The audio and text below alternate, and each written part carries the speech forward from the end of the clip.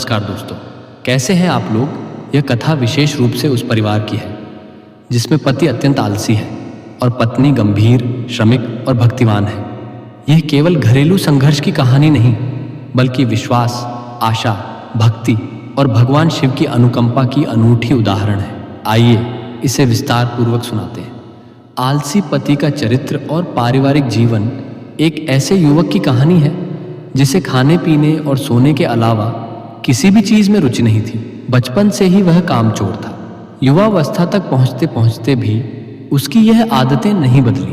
परिवार के दबाव में उसकी शादी हो गई। पत्नी घर आई तो उसे बड़ी हैरानी हुई कि उसका पति काम के नाम पर कुछ नहीं करता। सुबह उठा, खाया, सो गया, दोपहर उठा, फिर खाया, सो गया। शाम को भी यही काम कुछ सालों में 3 बच्चे हो गए। अब पत्नी को घर संभालना, बच्चों को पालना और पति को भी खिलाना, ये सब अकेले करना पड़ियच रहा था। पत्नी की पीड़ा और भगवत भक्ति पत्नी बहुत परेशान हो गई। हर दिन की कठिनाइयों और मेहनत के बाद भी उसके पति की स्थिति जस की तस रही। पत्नी ने कई बार समझाने की कोशिश की, अब आप अकेले नहीं, 3 बच्चे हैं, घर कैसे चलेगा, बच्चों को पढ़ाना है, उनका भविष्य बनाना है। पति के कान पर जूं तक नहीं रेंगी। पत्नी दुखी होकर शिवजी से लगातार प्रार्थना करती, हे शिव, मेरे पति को सद्बुद्धि दीजिए, इन्हें जिम्मेदारी, कड़ी मेहनत और परिवार प्रेम सिखाइए। तंग आकर पत्नी ने एक दिन कड्ढा कदम उठाया, पति को घर से निकाल दिया। पति असहाय और दुखी होकर इधर उधर भटकने लगा। रास्ते में उसे एक मंदिर दिखा जहां शिव चर्चा और भजन का आयोजन हो रहा था। मंदिर के पास गया, सोचने लगा यहां प्रसाद मिल जाएगा। भजन और कथा पूरी होने के बाद साधु संतों से विनती करता है, मुझे अपने साथ रख लीजिए, बस रोज भोजन मिलता रहे, बाकी सब सेवा करूंगा। साधु बोले, हर दिन 2 घंटे भगवान शिव का नाम जपना होगा और जहां जाना हो साथ चलना होगा। पेट के लिए यह शर्त मान जाता है, कड़ी मेहनत नहीं, बस नाम जाप। जब पहली महाशिवरात्रि आई तब महाशिवरात्रि पर साधुओं ने उपवास रखा। आज भोजन नहीं मिलेगा। वह वन किनारे गया। साधुओं ने आटा सब्जी दे दी, रोटियां बनाई। साधु ने समझाया, पहले भगवान को भोग लगाओ, फिर खुद खाना। शुद्ध हृदय से भगवान को बुलाना।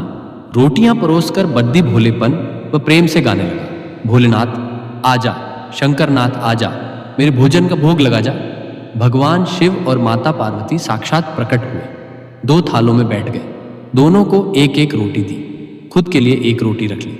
छोटी सी भक्ति लेकिन हृदय शुद्ध और विश्वास भरपूर। दूसरी महाशिवरात्रि, श्रद्धा की परीक्षा और भगवान की लीलाएं।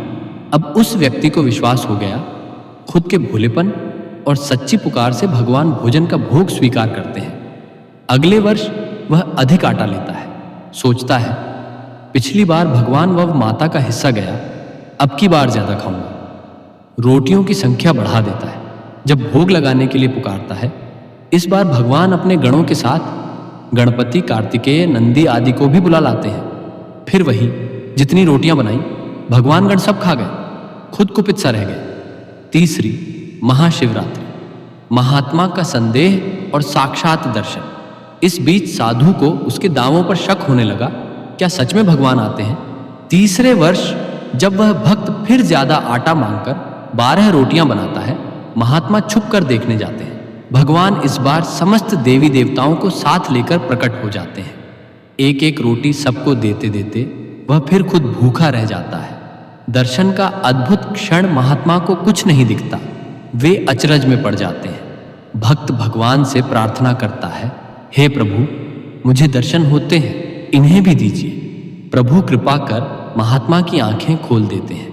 भगवान, माता, गणपति, कार्तिकेय, नंदी सभी देवी देवता सामने प्रकट होते हैं। महात्मा उनके श्री चरणों में गिर पड़ते हैं। डबडबाई आंखों से बोलते हैं, प्रभु, सारी उम्र भक्ति की पर दर्शन नहीं, इस मासूम कम पड़े आलसी को दया की। शिवजी का उपदेश। भक्ति और विश्वास का महत्व शिवजी समझाते हैं। भक्ति के 2 रूप हैं, एक क्रिया, दूसरा भाव। तुमने पूजा तो सच्ची निष्ठा से की, परंतु विश्वास अधूरा था। इस भोले भाले असरल भक्त के मन में पूर्ण विश्वास था। उसने श्रद्धा और मासूम पकवान से बुलाया।